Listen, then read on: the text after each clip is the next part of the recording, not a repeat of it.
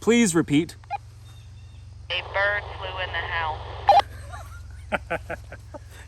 Your small town is under attack by an unknown group of terrorists, and they're dressed like first responders. They are impersonating the police, fire department, and EMS. They're going door to door and they're gaining admittance into the houses based on this ruse. They're stopping traffic, they're creating roadblocks, they're pulling people from their vehicles, and they're arresting them and taking them to unknown locations. You're at home and you catch wind of this via social media. What do you do? This is something that folks do have to deal with overseas. Like say you're, pick a country in Africa, they may not be sanctioned roadblocks. A local militia may set something up. Like this isn't an unheard of scenario where the folks running the roadblocks try to present kind of an air of legitimacy. In the U.S., there are so many parallel roads, it's almost impossible to shut down traffic in its entirety. Yeah, the it road would take, system's great it would take everywhere, an army to really shut down traffic. So the effectiveness of an illegal roadblock would be minimal. Okay. And I bet you'd only catch the first few folks before word would get out. So I don't know that there's a lot of tactical value out of a hostile force trying to run an illegal checkpoint scenario. Sure. Like, what did they win? What did they get out of it? Now, they could be using it, again, this is all hypothetical. They could be using it to isolate a target, right? Not necessarily to stop traffic or to interfere with traffic. to block flow going to a certain location. Right, because you to a certain can't. thing. Like, Yeah. it wouldn't work. Uh-huh. So even if you set it up on 515, I mean, folks are A just major gonna highway. They're just going to take back roads. Right. So at most, you're going to catch a few folks off guard, and then what do you do? Then where do you take them? How do you get from point A to point B? So in the off chance you do come across, an unsanctioned, roadblock, my thought would be slow down, don't go up to it. Okay, let's say in this scenario we're not at home. We're the ones driving on the road, and we see this checkpoint up ahead. It looks legit, right? Official vehicles, whatever. People are dressed in uniform, whatever. No, I get it. Yeah. Yeah, so remember, you still have your understanding of your legal rights. Sounds silly, but it actually matters. Like, if I'm driving down 515, I know they just can't stop and do what they want. Mm-hmm. So if I even seen the checkpoint at all, I'd be skeptical right out of the bullpen. Like, what are you doing? Whether you think this is a legitimate venue or not, it's like, you can't really do that here. Mm-hmm. I'm coming up and I see a checkpoint up there, I'm going to do a U-turn. Yeah. Like, I'm not even going to engage Even in the middle of the road? Yeah, sure. People do it all the time. Yeah. They don't like it, but people do it. I mean, you look at the way some of the old DUI checkpoints were ran. It's like, okay, arguing the constitutionality of it, but people turn around all this. It's not that they have anything to hide. It's like, I'm not waiting. I just don't have time for this. Yeah, I don't have time for this. Yeah. I'm not waiting 30, 45 minutes. Right. For this. And so people, don't approach it. Avoid the trouble. But if you find yourself in a position where you turn the corner and you're, boom. Yeah, I'm in you a go checkpoint. around a turn and boom, you're right there at it. Yeah. Well, that's what a good checkpoint is. right. Right? Where you Most have, of the ones that I've been caught in, that's what happens. To You're no warning. going around and there you are, you're in it. Yeah. Then you're in a situation where I would say don't get out of the car. Mm-hmm. What if, they're dressed like police officers, they're ordering you out of the vehicle? Okay, well, you know your rights. Mm-hmm. Not to have that discussion. But, if you just turn the corner, you're not doing anything wrong, you've committed no crime, and all of a sudden in the middle of the road they're telling you to get out, it's like the answer is no. Mm-hmm. Right? It's like you're not actually my boss. That's not how this works. Yeah. If somebody's ordering me out of my car and there's no legitimate basis for any of this stuff, I'm not exactly going to comply. Right. Bad guys have tried to wear uniforms and dress up as and what's funny is they never actually get it right. Something's always There's always a little something bit off. right? Yeah. So the likelihood that somebody's gonna pull it off, like I remember in Iraq, sometimes the bad guys try to dress up like the Iraqi police or even U.S. soldiers, and like you can just tell. It's Spot like, them a mile away. You can spot them a mile away. Yeah. It's like their uniform isn't legitimate, it isn't professional. Like, why has this guy got like scruff and a beard and long? Like, there's always something off. I would just be hard pressed to believe that you would be able to tell. Yeah. Like, you wouldn't be able to tell. Hey, They might something's catch off some here. people. Like, how are you going to get away with a cop car? Right. Without the actual cops, like, hey, what is this? Yeah. Like, I don't know you, especially in a small town. Sure. Maybe in a bigger city, maybe you could pull it off, but even then, it would be temporary, and there'd still be enough peripheral traffic circulation. It would have very limited tactical effect. Okay. So again, I would see a checkpoint of along those lines as something where they're attempting to isolate a target. Right. Like a blocking position while they're doing something else somewhere else. Like, the intent isn't for the traffic checkpoint to do anything other than isolate a target. Right. Does that make sense? Yeah, absolutely. Yeah, I mean that makes total sense why you would stop traffic going in a certain direction. You're doing something here and you don't want traffic flowing into that area. Like a cordon force. Yeah, I mean that makes sense. The idea that you're going to set up a checkpoint, especially in the rural areas, that's going to have any significant tactical effect without large-scale military operations is pretty much not going to happen. Right. I would say in a situation like that, if that was to ever happen, you trust your instincts. Pay attention to what you're doing. Don't have your mind in the clouds when you're driving. You shouldn't have your mind floating around anyway. You should be aware of what's going on, scanning the road ahead. If you should see something that looks questionable, turn around. Yeah. Turn around and go the other way. If they pursue you after the fact, it's probably a little bit more legit. For some reason, they're probably looking for some individual. But in this situation, they're not going to pursue you. They're dealing with other people. Yeah. Right. Turn around and go the other direction. Like it's going to have very limited tactical value for them. And that limited value may be worth their time if it's to accomplish an ancillary mission. Like, you're not the mission at that point. You're just in the way of their mission. Got it. You know, it's not like Invasion USA with Chuck Norris where, you know, they're going to get away with it to some extent. I mean, again, the local police everybody knows each other. The idea that an off-duty deputy or an off-duty cop driving through isn't gonna bust them out first. And again, it's not actually going to stop traffic. If I was 5 cars back and I saw the first 3 cars get rolled up, I'm gonna get on the phone. Like, it's gonna be very difficult for somebody to realistically do something like this and it not get busted within the first few minutes. Right. Of them pulling people out. Right. Like, word's going to get out People are going to be quick. questioning what's going on really fast. Let's switch gears and let's go back to the role that we were originally in and we're at home. You've heard through social media somehow, somebody texted you, whatever, it doesn't matter. You've figured out that they're going door to door and they're entering people's homes and they're doing whatever they please. They're killing people, taking them hostage, whatever. This stuff is happening in your town, and they're dressed as police, they're dressed as EMS, whatever, and that's how they were initially getting into homes. I think what you said earlier is that eventually word's going to get out, and people are just going to lock the doors and not let anybody in. That's probably what's going to happen as soon as word gets out. But in the early stages of this, what do you do? You might, and I mean might, get away with this in a city, but out in the rural areas, like here, they're not going to get away with that. I think outside the United States, maybe in England or Canada or any of the other Western nations that don't have kind of the same cultural norms that they have in the United States, you might get away with it for a little bit. Like, England is constantly, violating the threshold of people's homes. Like, we know that. But in the United States, I think most people, know you're not coming in. Yeah.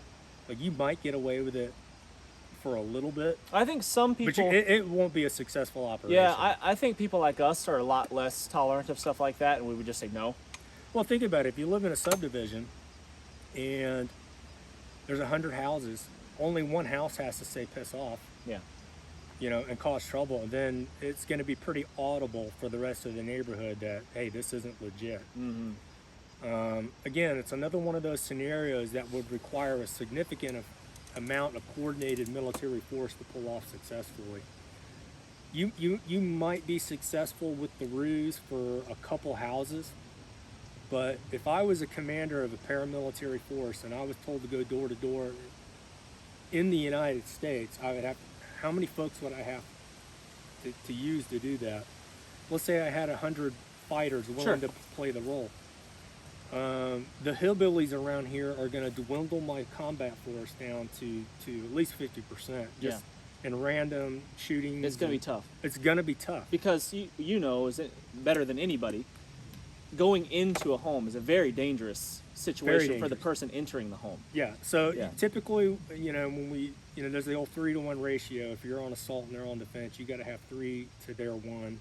3 people coming into the 3 home assaulters to one to one person. defender is, Right. is typically, you know, more or less by doctrine is what you want. Yeah. So you might be able to use the ruse to get away with a little bit of that, reduce some of those things. But again, if you had 100 fighters, 200 fighters, Mm-hmm. even in a county like ours, it's just fairly sparse.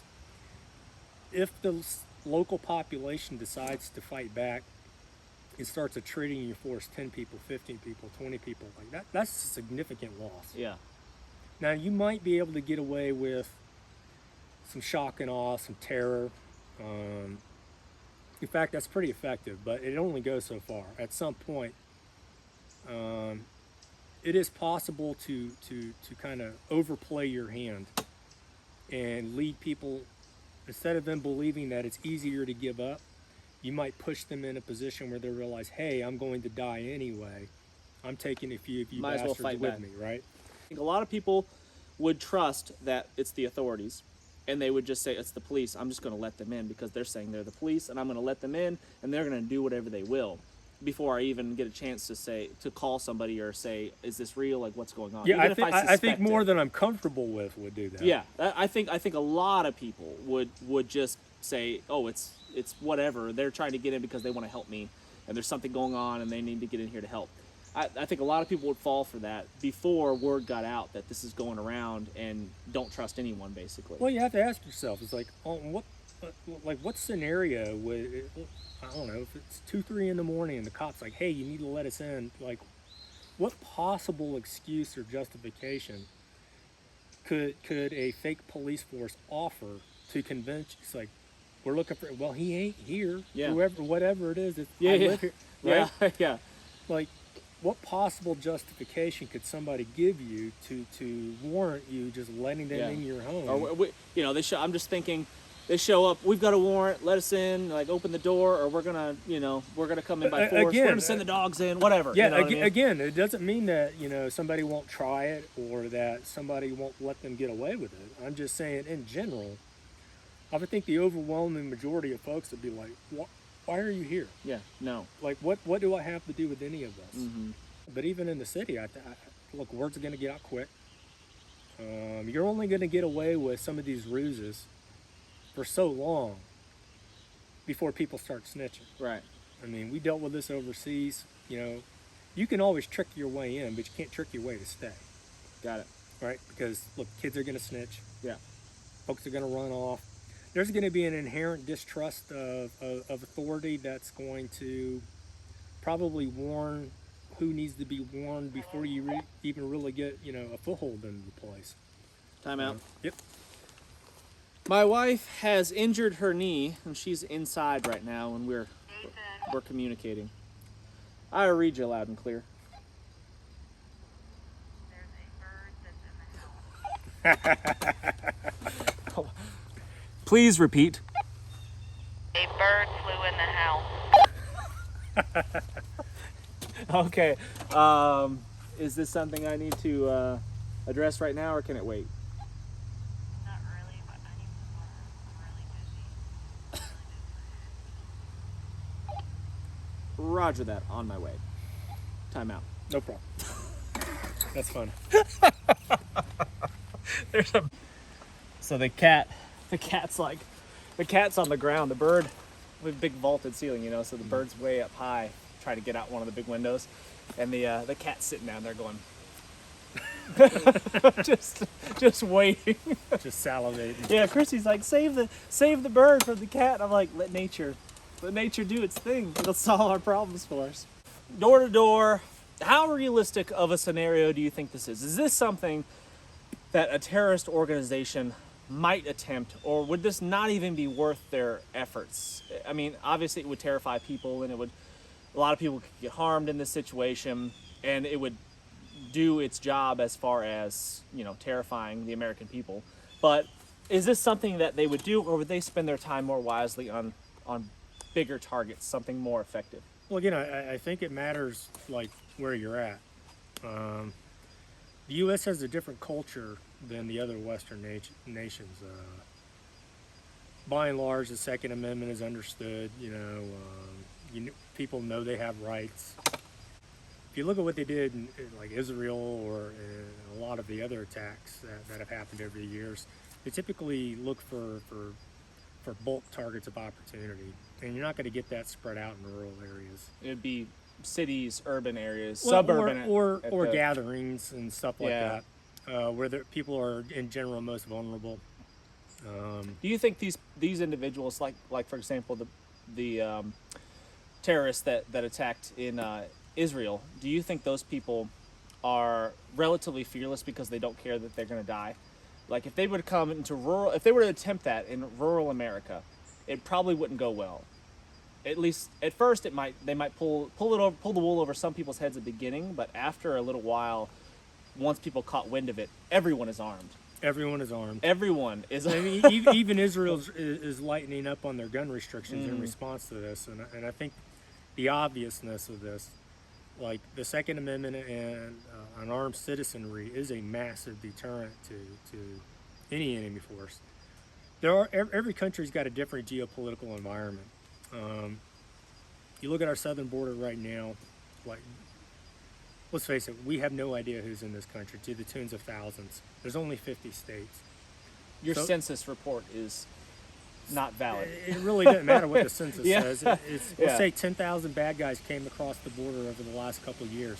Divide 10,000 by 50, that's how many are potentially in your state, and that's quite a problem. I think there's more than that, but remember, the U.S. is the last bastion of basically, as far as I'm concerned, the Western tradition at large. I mean, if the U.S. goes, it all goes. So you might get away with some other operations in other countries, but the U.S. would have to be. Remember the golden rule: don't wound what you can't kill. If they made the mistake and removed their fig leaf and attacked the U.S. prematurely, it potentially could spell doom for their enterprise. If I were the bad guys, what I would hope that I could create the circumstances where the U.S. military in bulk, in mass, is overseas, not in the continental United States. Yeah. Because distracted by something else. Well, they're not only distracted by something else, they're going to be poorly managed. The senior leadership in the United States is at best weak, and I'm being generous. They've admitted, or at least stated, and we don't know how much of this is true, but let's take them at their word. We're out of fuel, we're out of ammo, we've given it all away, we're out of money. Now we're going to send the military forces en masse overseas. If I wanted to create the most amount of psychological impact, I would wait until the military forces are forward deployed and then attack the homeland. That's going to shatter the morale of the military that's been isolated and effectively thrown away to overseas. They're going to be worried about what's happening. They're going to be worried about you're going to get a double whammy. And they're not going to care at all about what's going on overseas. And they're not going to be home to do anything about it. Yeah. And we're going to be relying on mostly, police forces, to some extent some National Guards, because if they were home, you might get away just like the Hamas did in Israel. You're going to get away with a little bit, but then it's coming. Then the hammer comes. And anytime somebody's fighting on their home turf, like it'd be one thing to go up against, say, the 82nd and the Marines when you're overseas. If you had to go up against them and they're defending their home turf, they're going to hammer you. It is going to be violent, fast, and ugly, and they're not going to be playing games because now their backs are up against the wall. Now you've put their families and their legacies at stake. So however powerful and devastating you think the American armed forces are overseas, wait until you fight them domestically. I mean, They'll be motivated. they will be highly motivated to whip some ass. Agreed. So, Interesting. not to mention, you're going to have the entire armed militia population of the United States 100% backing up their armed forces. So, not only would you be spending your days and nights running from, conventional U.S. military forces, Every hillbilly. there will be no sanctuary anywhere in the country. No one's taking you in. Yeah. And your best bet is to get captured by the U.S. forces, because any U.S. militia that forms around, or that revolves around a domestic, String them up. is not going to have an ROE. Yeah. Well, guys, I think we'll end the video there for the sake of time. I'm going to have more discussions with Joe on a future video, maybe in tomorrow's video. Not quite sure how that's going to play out yet, but I'd like to hear your comments, your thoughts, your concerns. Is this a realistic scenario? Is this something that we should actually be concerned about? What would you do in this scenario? Can't wait to see you on the next video. Make sure you hit that thumbs up and please subscribe if you haven't done so already. Thanks.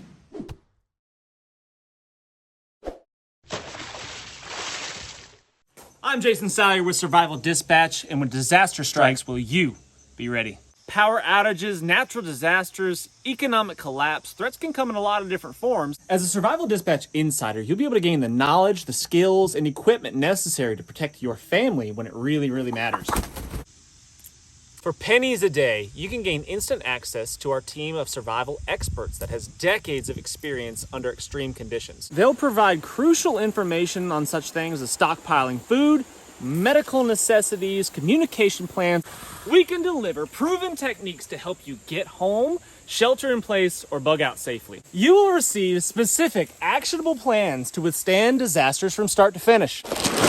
Don't leave your family's safety to chance. As a Survival Dispatch insider, you can face the worst with confidence. We make disaster preparedness simple and affordable. Join our community of survivors today. Visit survivaldispatch.com to get started.